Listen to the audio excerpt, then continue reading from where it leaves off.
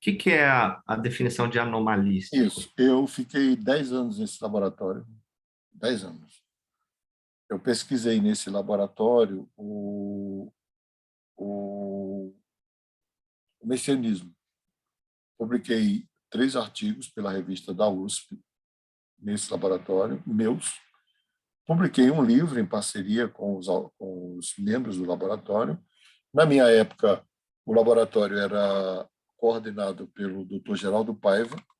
Quando ele completou 70 anos, ele abriu um concurso, e o melhor discípulo dele, é porque eu tenho um problema, eu não me considero discípulo dele, mas o melhor discípulo dele se candidatou à vaga e continuou, que é o Wellington Zangari, e a esposa dele, a Fátima Machado. Os dois são grandes amigos meus, porque nós pesquisamos durante 10 anos juntos, né?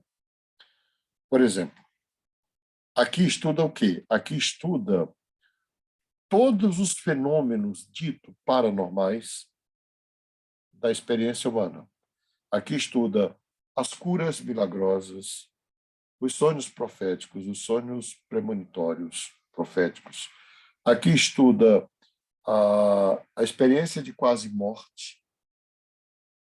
Aqui estuda a experiência de abdução e mais uns 10 fenômenos parecidos. Bom, nós não tínhamos ainda, nós não tínhamos um nome para chamar isso. A anomalística é recente.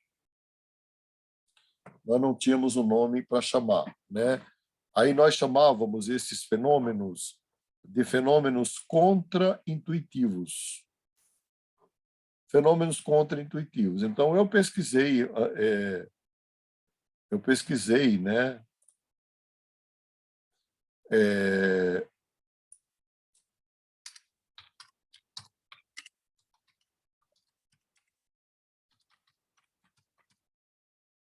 Eu pesquisei alguns fenômenos contra-intuitivos lá.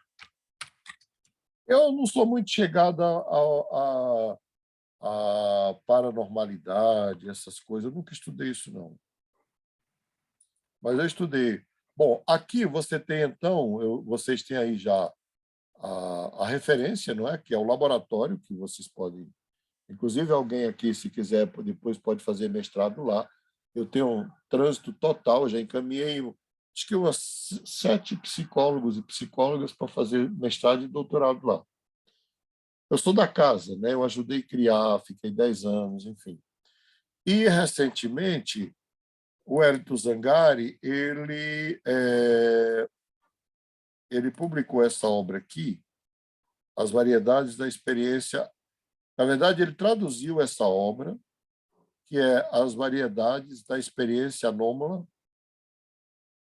que eu vou colocar aqui, né? Está aqui. Está vendo aí, ó? As Variedades da Experiência Anômala, Análise de Evidência Científica. Na verdade, isso daqui é um compilado de toda a pesquisa feita no mundo inteiro, na Europa e nos Estados Unidos. Aqui só tinha as pesquisas que nós fizemos, não é? E o que vai aparecer aqui, né?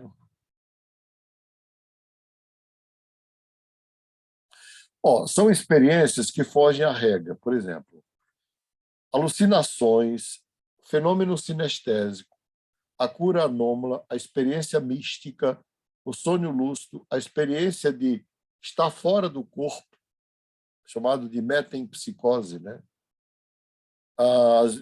Chamado que o pessoal fala de vida passada, enfim. Bom, nós chamávamos isso aqui na época, porque eu fiquei lá de 2000 a 2010. Esse laboratório que eu coloquei aqui, ele foi criado bem depois. Nós chamávamos estes fenômenos todos aqui de experiência contra-intuitiva.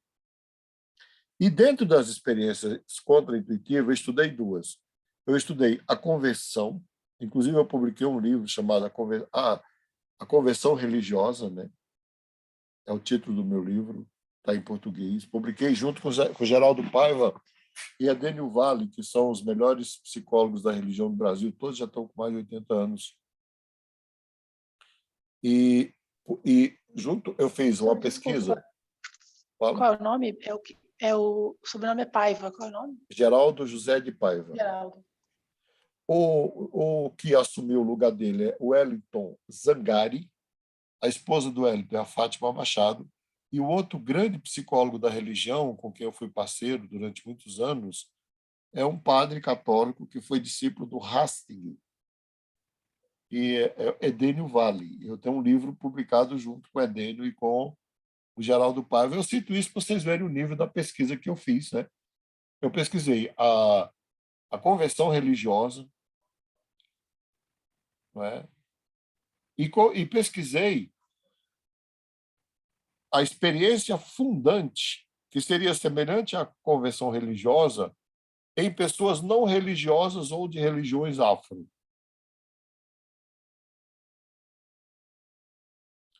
Então, nós temos também pessoas que se... conversões radicais, ou a religião, ou algum chamado da vida. O que me impressionou mais foi a conversão de uma embaixatriz. Ela faleceu já, chamava-se Gisele Cossá. O nome dela aqui no Brasil, que ela adotou, era Ominda Aruyar. Ela foi uma das sucessoras da mãe menininha do Cantuá. Ela chega no Brasil na década de 50 como embaixatriz. Ela foi da Resistência Francesa, ela era doutora e professora da Universidade de Sorbonne, e ela publicou 20 livros depois aqui no Brasil, e eu fiquei um dia inteiro com ela, um dos mais produtivos da minha vida, né? Ela já tinha 86 anos, 4 anos depois ela morreu. Muito lúcida, total, luz total. Então, ela disse que ela vinha descendo o carro que ela estava, o motorista desceu lá a Serra de Petrópolis, e aí o carro capotou na serra, caiu numa ribanceira, se acabou, o motorista morreu, ela quebrou várias costelas, mas ela disse que ela foi visitada por uma entidade que ela chamou na época de... Ela não sabia quem era a entidade, então ela foi... E isso fez com que ela conseguisse ficar viva, e depois ela foi socorrida e sobreviveu. E aí ela procurou um grande antropólogo brasileiro, Roger Bastide, que também era da Sorbonne, e que fundou a USP, e estava aqui ainda vivo, e o Pierre Verger, e eles fizeram ela entender que aquela entidade que ela tinha visto era do candomblé. Bom, aí o que ela decide fazer? Ela decide se converter ao candomblé, seguir o candomblé, e ela era calvinista e o marido também, calvinista. E ela chega e fala para ele, olha, agora vou me tornar seguidora do candomblé. Vocês imaginam, né? A embaixatriz da França, calvinista, de tradição calvinista, os amigos tudo calvinista, porque Pierre Verger era calvinista, hoje Bastide também, eles vieram fundar a USP, enfim. Termina em divórcio e ela vai morar lá, no lugar onde ela viveu aquela experiência mística, e ela funda ali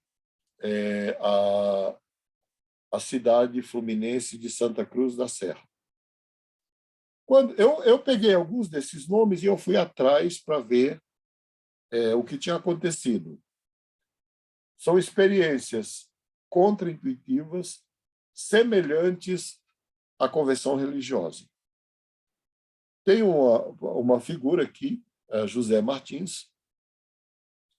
José Martins, ele é o curador da Fundação de Fernando Henrique Cardoso. Não tem ligação política nenhuma com José Martins nem com Fernando Henrique.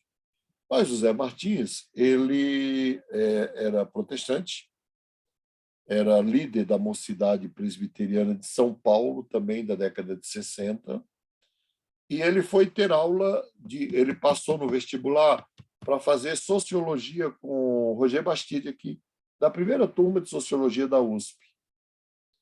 E ele se converteu à ciência. Tornou-se um grande sociólogo, um grande cientista, e abandonou completamente a religião. Aí eu sentei com ele várias vezes, porque foram entrevistas longas, né?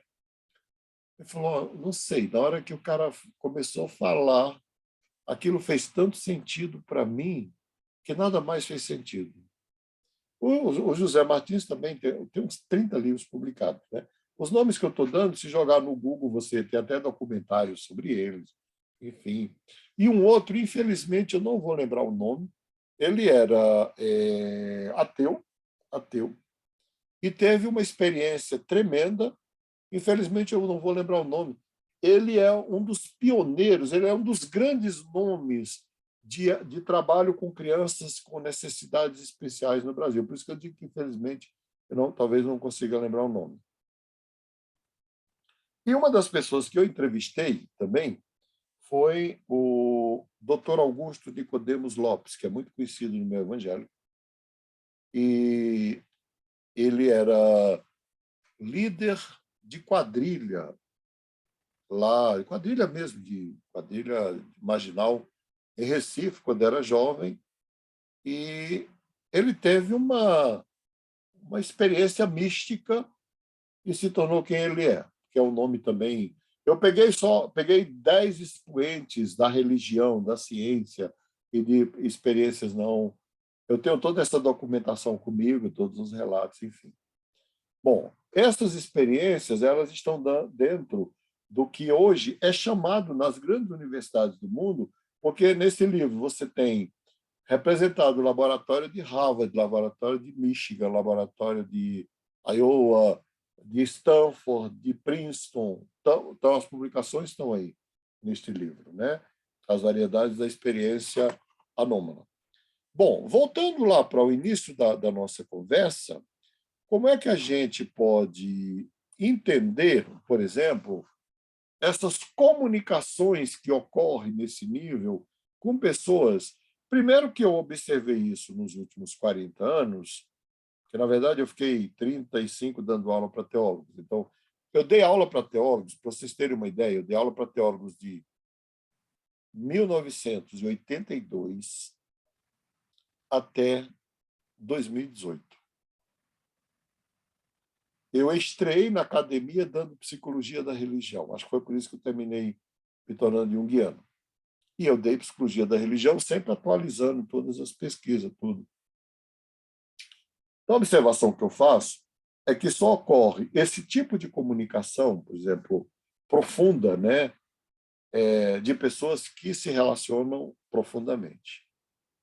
Ninguém vai sonhar, ou ver, ou sentir, ou imaginar que alguém está precisando de socorro, ou de ajuda, ou até está partindo, né, de pessoas desconhecidas. É muito raro. É sempre mãe, é pai, é filho, é marido, é irmão, é irmã, é o amor, é a avó, é o avô, mas sempre de pessoas que se relacionam profundamente. Quando a gente pensa nesse nível, a única explicação que a gente pode ter é que, na verdade, se trata de uma comunicação profunda, não verbal, possivelmente de inconsciente para inconsciente. Isso não é metafísica. Nós nos comunicamos de inconsciente para inconsciente, especialmente quando você se relaciona com alguém ou quando você só vive um processo de análise longa, você, o analista e você se conectam, e é por isso que eu até brinquei no início do curso e falei que muitas vezes eu interpreto muito mais a sensação, a emoção, o sentimento do que a palavra, exatamente por causa dessa comunicação. E essa comunicação, o Freud desafiava os analistas a terem. É tanto que Freud dizia que a diferença da psicanálise para o behaviorismo é que o behaviorismo era uma comunicação de ego para ego e a análise era uma comunicação de inconsciente para inconsciente. Professor, uma pergunta rapidinho. Agora, só para concluir, é claro, né, Alex, isso ainda fica no campo das hipóteses, porque essas pesquisas são bem recentes. Elas começaram no final do século XX. Eu tive o privilégio de participar da criação do laboratório, que chamava-se... Esse laboratório pertence ao Instituto de Psicologia da USP, então era muito sério. Ele chamava-se Laboratório de Psicologia Social, Estudos da Religião, né? Depois o Hélito teve a coragem de transformá-lo no Laboratório de Psicologia Anômala. Pois é. A pergunta seria se, porque assim, dentro do processo de coaching, geralmente a gente tem ferramentas para poder analisar a pessoa, onde que ela está e tal. Minha pergunta seria se dentro desse contexto do sonho, teria algum assessment, algum questionário para que a pessoa pudesse, por exemplo, você vai fazer com ela uma terapia, antes disso ela respondesse alguns tipos de sonhos que ela tem, frequência de Ninguém sonho. pensou nisso ainda, mas eu acho que seria extremamente válido dentro da anamnese. Eu pergunto só pelos sonhos repetitivos. Por quê? Porque eles são preditores de algum evento da vida do sujeito. De repente, misturar as perguntas baseadas nos tipos de sonhos e aí ou tirar uma né? sessão só para isso. Bem boa porque ideia. daí a pessoa já vem para a sessão, se já tem um certo contexto, né? De qualquer forma, né? Eu tenho uma notícia para dar para vocês, né? Graças a Deus, a plataforma está liberada, eu acho que até essa semana já, configurada corretamente, que estava precária demais, né?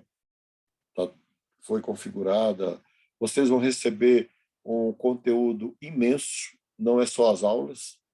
Além das aulas, vocês vão receber outros vídeos, vão receber audiobooks, vão receber... enfim, para cada item que eu dei, tem mais 3 ou 4. É uma boa notícia e, ao mesmo tempo, é uma notícia de que vocês vão ter que estudar bastante depois que terminar aqui, não é? A outra notícia é que nós estamos chegando ao final dos 2 cursos. Eu fui ver, essa é a 11ª aula, a outra já passou de 11ª, então eu penso levá-la até o dia 14, se todos toparem. Na aula que vem, na semana que vem, a gente encerra, no dia 14 a gente faz uma avaliação juntos dos problemas, das dificuldades, enfim, e também daquilo que foi positivo para nós, né? Então, já vai ficando aqui um sentimento de saudade. Mas também já estamos no Natal, praticamente, né? Estamos chegando em dezembro, enfim. Mas vocês vão ficar bastante impressionados com o conteúdo. Nessas 2 disciplinas, quem pesquisou o conteúdo fui eu, quem alocou e colocou lá fui eu.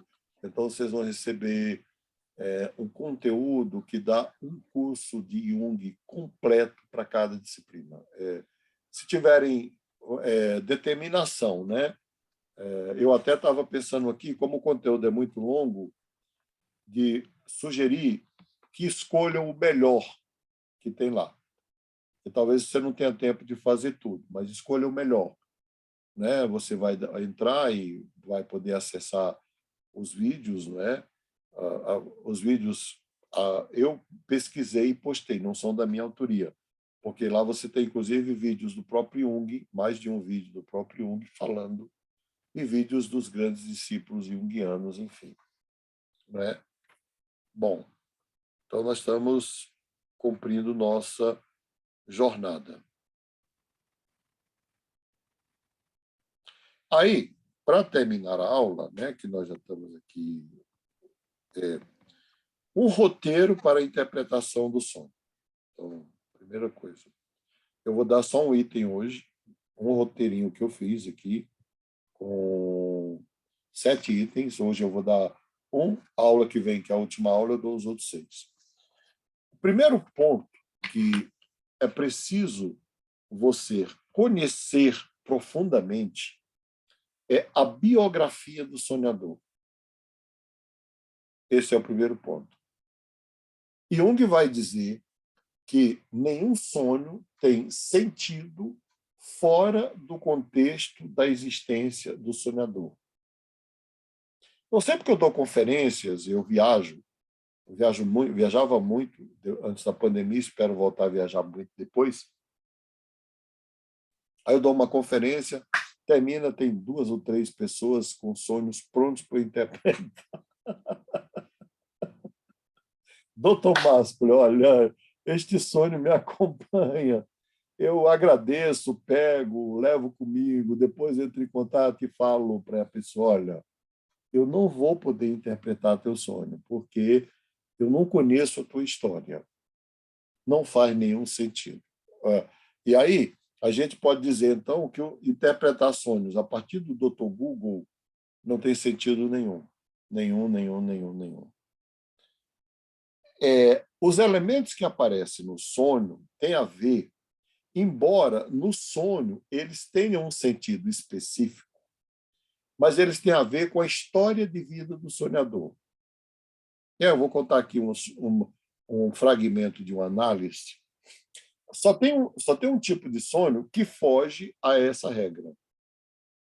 Aí eu ia contar um, vou contar dois. Né?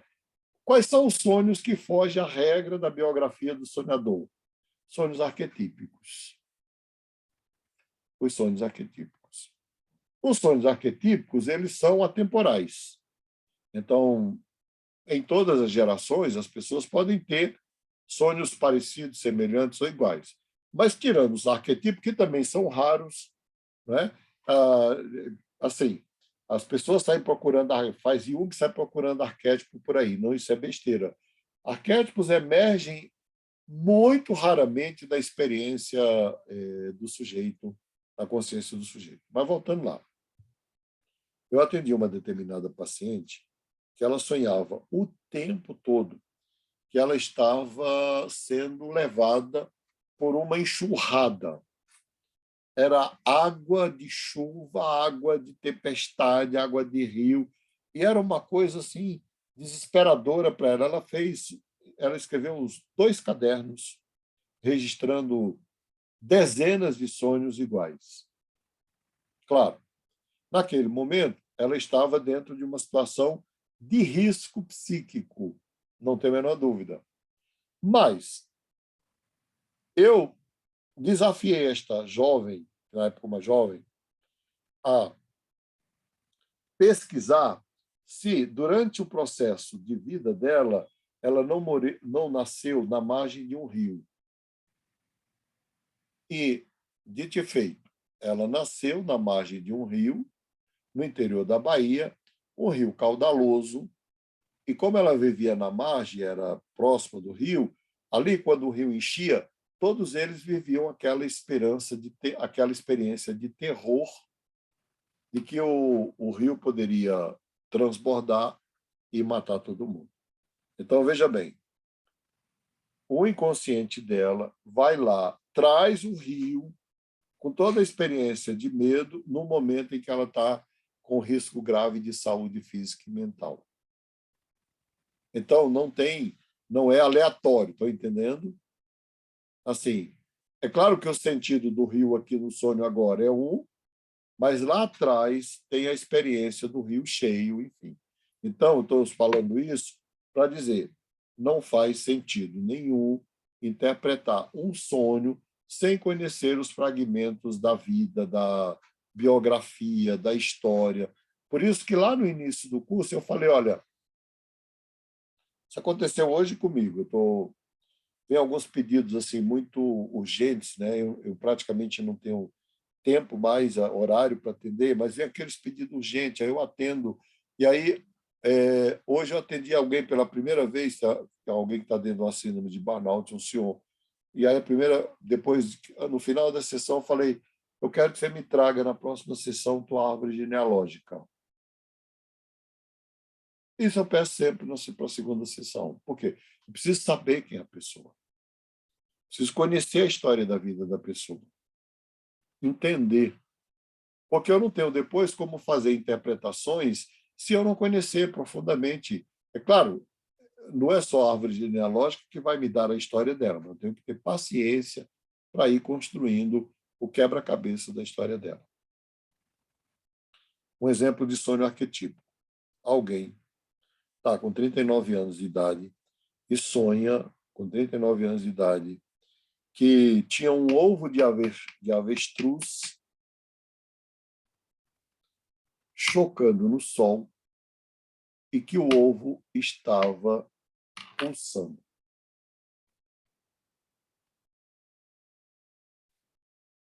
Bom, esse foi uma das... Hoje, nós não chamamos mais de interpretações, a gente chama de amplificação, tá? Não existe mais interpretação de sonhos. Por quê? Porque a gente não interpreta mais, a gente faz com que o paciente vá interpretando, a gente ajuda, mas ele é que tem que fazer a interpretação. Esse é um sonho arquetípico, ele não tem muito a ver com a biografia do sujeito. Se você pegar e for procurar, e eu fui procurar, a ideia, o ovo estava no sol, um ovo pulsando no sol. Curiosamente, por que eu falei a história de vida dele? Porque o ovo pulsando no sol trazia a mensagem, a ideia de que alguém estava aprisionado e precisava romper as cascas para poder nascer. Que era exatamente como aquela pessoa vivia. Exatamente. Mas esse sonho, embora possa se relacionar com a biografia do sujeito, mas o tema do sonho é renascimento, é ressurreição, é morte, é regeneração, é recomeço, enfim. O fato é que interpretar sonhos é fascinante, não é? Eu deixei uma classe de sonhos fora dessa unidade aqui, porque eu acho que vocês poderão tê-la depois, e eu acho que não seria apropriado dar aqui agora, no início do curso, que são os sonhos cujo tema central é a morte, ou do sonhador, ou de alguma pessoa ligada ao sonhador. E aí eu vou ter o filme Os Normais, né?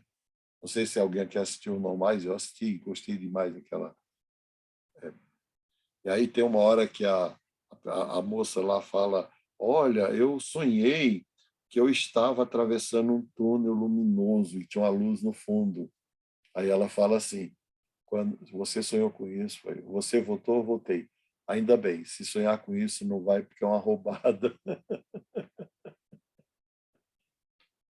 Mas tem livros mesmo, tem vários livros já publicados sobre o tema da morte no sonho de alguém. Mas fica para outro capítulo. Na aula que vem, eu vou continuar com o roteiro de interpretação dos sonhos. Alguma questão? Sim, eu tenho uma.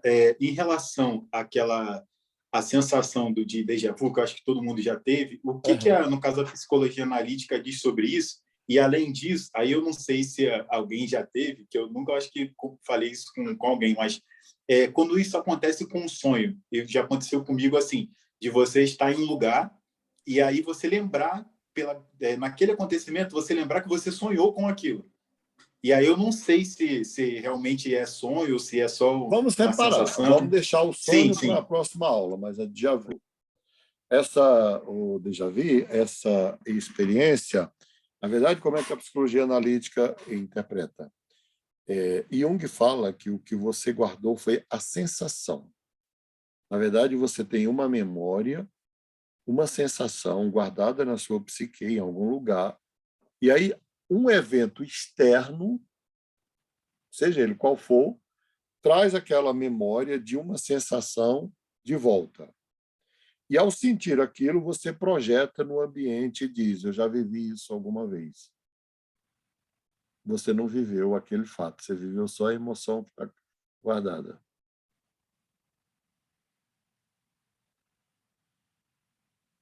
Eu acho que faz mais sentido.